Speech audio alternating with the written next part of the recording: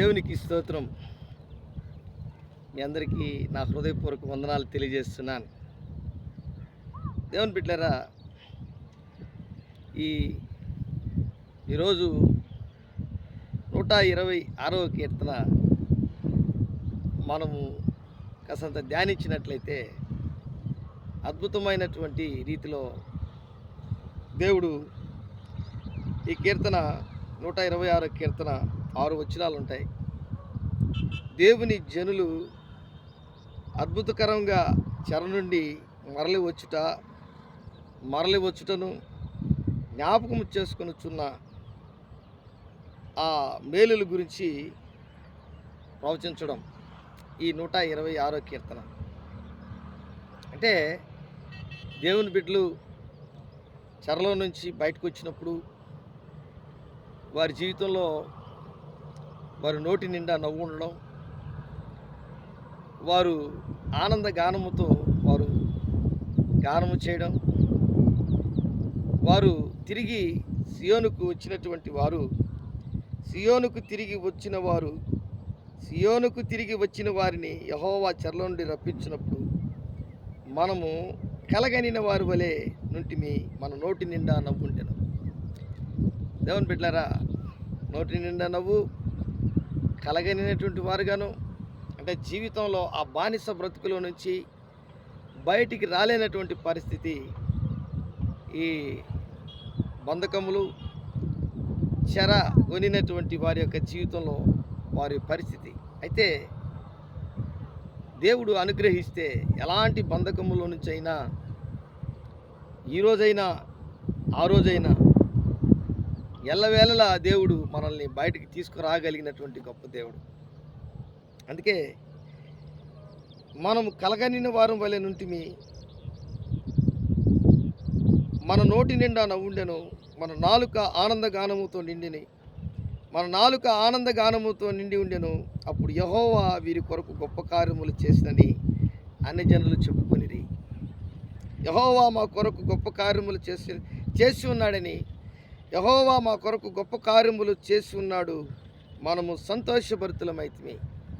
కాబట్టి ఒక వ్యక్తి జీవితంలో ఎన్నో కష్టాలు, బాధలు, బానిస బ్రతుకులో ఉన్నటువంటి వారు నవ్వాలంటే చాలా కష్టం.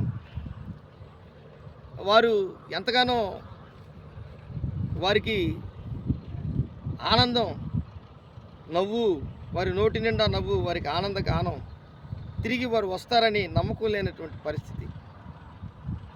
ఇలాంటి పరిస్థితిలో దేవుడు వారిని తిరిగి రప్పించాడు, ఇజ్రాయేలుని తిరిగి రప్పించాడు. అలాగే ఈరోజు నీ జీవితంలో కూడా ఒకవేళ నువ్వు డబ్బు పోగొట్టుకున్నావేమో, బంగారు పోగొట్టుకున్నావేమో, నీ ఆస్తి అంతస్తులను పోగొట్టుకున్నావేమో, ఒకవేళ నీ సంతోషాన్ని నువ్వు పోగొట్టుకున్నావేమో, నీ ఆనందాన్ని నువ్వు పోగొట్టుకున్నావేమో, నీ బ్రతుకులో నువ్వు అనేకమైనటువంటివి ఎన్నో మంచి కార్యాలన్నీ కూడా నీ జీవితంలో పూర్వము జరిగినటువంటి మంచి కార్యాలు ఇప్పుడు నీ జీవితంలో జరగట్లేదేమో. అయితే ప్రభువుని నమ్ముకున్నావు, యేసయ్యని దేవుడిగా అంగీకరించిన రోజు నుంచి ఒక్కొక్కటి నీ జీవితంలో దేవుడు మేలులు చేయడం ప్రారంభిస్తాడు. నీ విశ్వాసాన్ని బట్టి, నీ నమ్మకాన్ని బట్టి, దేవునితో నువ్వు ఉన్నటువంటి సంబంధాన్ని బట్టి గొప్ప కార్యాలు చేయడం ప్రారంభిస్తాడు దేవుడు. గొప్ప కార్యములు చేయడం ప్రారంభిస్తాడు. యెహోవా వీరి కొరకు గొప్ప కార్యములు చేసినని అన్య జనులు చెప్పుకునేది. దేవుని బిడ్డలారా, నీకు చేసిన మేలును బట్టి ఇంకొకరు చెప్పుకోవాలంటే ఎంత సంతోషం. నీ గురించి ఇంకొకరు చెప్పుకుంటున్నారంటే దేవుడు ఎంత గొప్పోడు, వీళ్ళ పట్ల ఎన్ని మేలు చేశారు, దేవుడు ఎంత గొప్పోడు అని చెప్తుంటే దేవునికి ఎంత మహిమ. అలాగే ఈరోజు నీ జీవితంలో, నా జీవితంలో, మనందరి జీవితంలో దేవుడు సమస్తము చేయగలిగినటువంటి దేవుడు అంటున్నాడు. ఒకవేళ ఈరోజు నువ్వు కృంగిపోవచ్చు, దిగులుతో ఉండొచ్చు, అవమానంతో ఉండొచ్చు.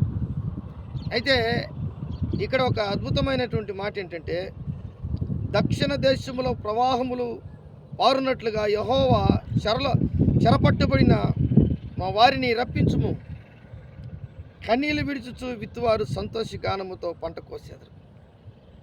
అంటే ఎవరైనా వారి కన్నీళ్ళు ప్రార్థనగా, ఒక విత్తనముగా, ఒక విశ్వాస విత్తనముగా కన్నీటిని పనంగా పెట్టారు.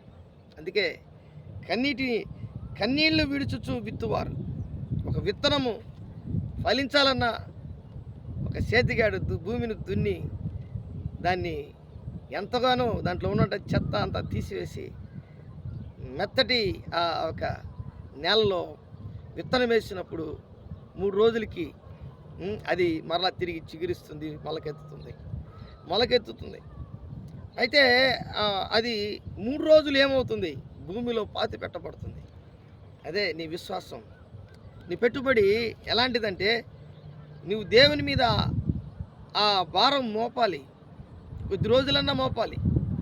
నీ పెట్టుబడి, నీ చేతితో విత్తినటువంటి ఆ కన్నీటి విత్తనం తిరిగి నువ్వు ఆత్మీయంగా పంట కొయ్యాలంటే, నీ జీవితంలో సంతోషంగా పనులు మోసుకొని పోవాలంటే, నువ్వు ఏం చేయాలంటే దేవుని దగ్గర నీ యొక్క విశ్వాసమైన పెట్టుబడి, కన్నీటి పెట్టుబడి నువ్వు పెట్టాలి. తిరిగి నీకు సంతోషాన్ని ఇస్తాడు. పిడికెడి విత్తనములు చేత పట్టుకొని ఏడ్చు పో విత్తువాడు సంతోషగానము చేయించు పనులు మోసుకొని వచ్చు. అంటే ఒక వ్యక్తి జీవితంలో అనేకమైనటువంటి సమస్యలు, అనేకమైన ఇబ్బందులు, ఏ ఆధారము లేనటువంటి పరిస్థితి అయితే ఆ వ్యక్తికి దేవుడు ఆ వ్యక్తికి సహాయం చేస్తాడు. కన్నీళ్ళు చూస్తాడు, మనసు చూస్తాడు. ఆ మనసులో దేవుని ఏ విధంగా అడుగుతున్నాడో చూస్తాడు.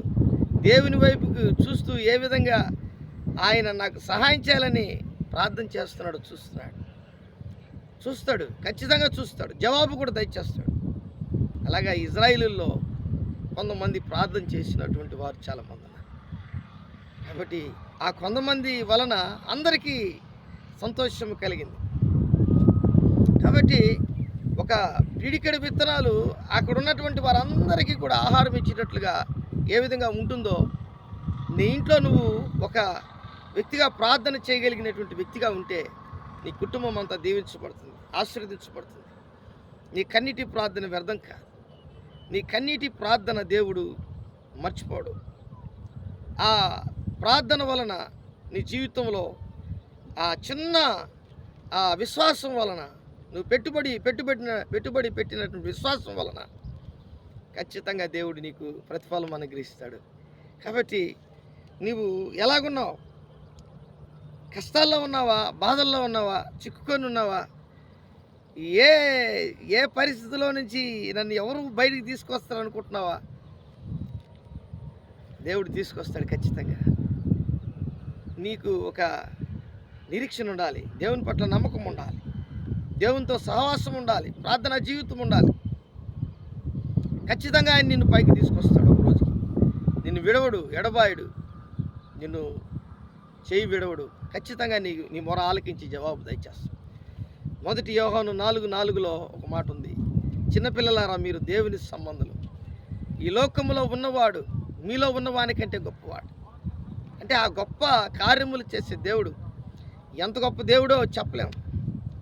ఆ గొప్ప దేవుడు ఈరోజు నీ మొర ఆలకించి నీ కన్నీటిని చూచి నువ్వు ఆ విశ్వాసం అనే విత్తనం, వాక్యం అనే విత్తనం నీ హృదయంలో ఫలింప చేయుటకు నీ కన్నీరు దేవుడు చూస్తాడు. కాబట్టి వాక్యాన్ని నమ్ము, విశ్వసించు. నీ జీవితంలో శ్రమలు, కష్టాలు, బాధలు ఎన్ని ఉన్నాయో వాటన్నిటిలో నుంచి నిన్ను బయటికి తీసుకొచ్చుటకు ఆయన సమర్థుడు.